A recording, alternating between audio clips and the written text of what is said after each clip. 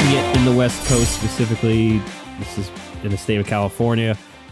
Sacramento Kings, they got to 3 seed, John, and they are playing up against the Golden State Warriors. Warriors will have Andrew Wiggins for this series. Missed some time due to personal issues.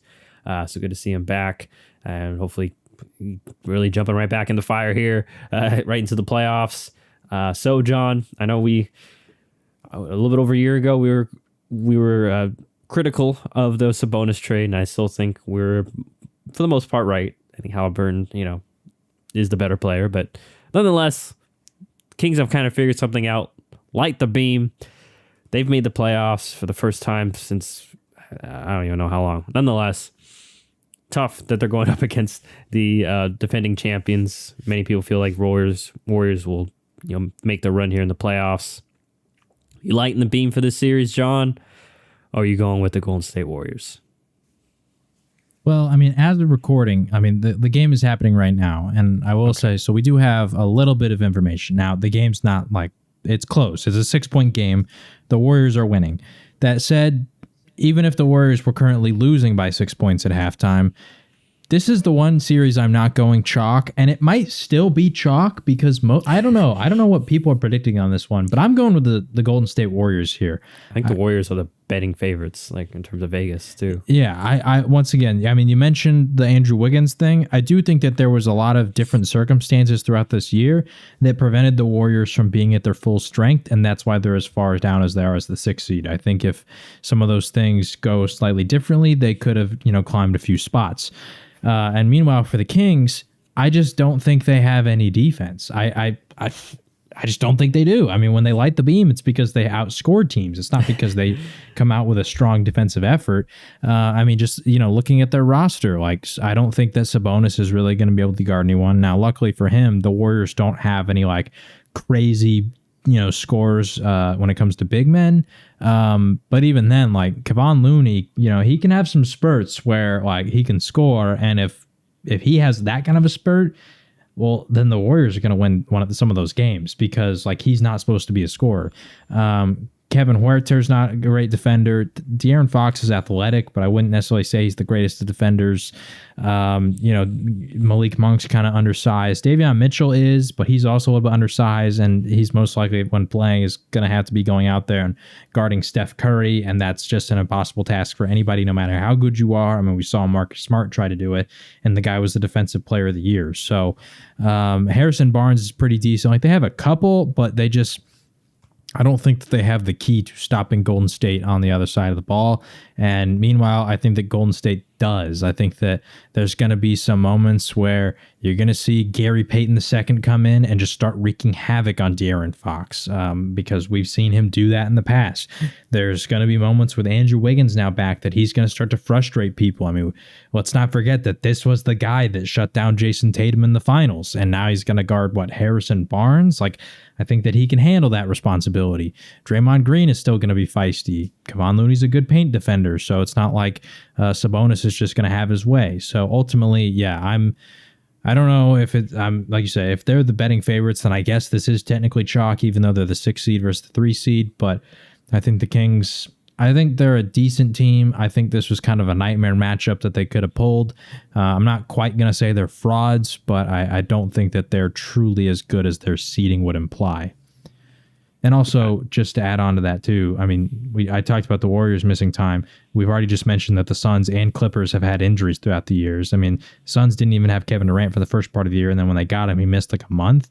So The 3 teams below them all had people missing time throughout the year. And if they don't miss that time, who knows? The Kings could have very well been the 6th seed.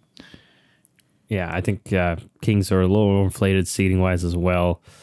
I think they, like you already mentioned, I think they just, defense is the hugest issue, and especially when, as you know very well, when guarding the Warriors and Steph Curry and all the off-ball screen actions that they do, it's a team effort. It's going to really test your team defense, and especially if you already have lesser than defenders, that makes life even tougher.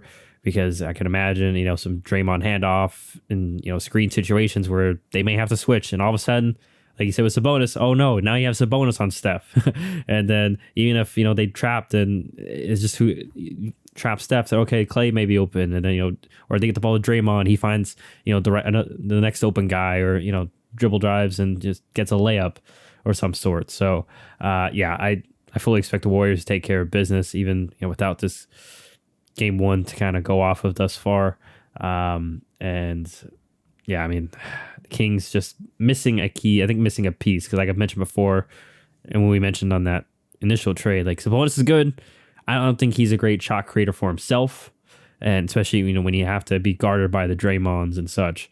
And then same with De'Aaron Fox. Fox is more of a slasher, and if in the playoffs when teams are more able to take away the paint, take away some of your moves, can you create shots for yourself or make your open shots? And I'm not sure if Fox can. I know he's struggling right now, and I just don't see a lot of difference makers for the Kings to kind of overcome some of their defensive deficiencies. So I'm with you. I think Golden State wins this. I'll give the Kings a game. I think they maybe win, game 2, kind of a, tie-up series. But then Warriors, they're really good at. They've been better at home. They've been atrocious away. But playoffs, maybe it seems like they turn on another switch. So yeah, I go Warriors with a gentleman's sweep.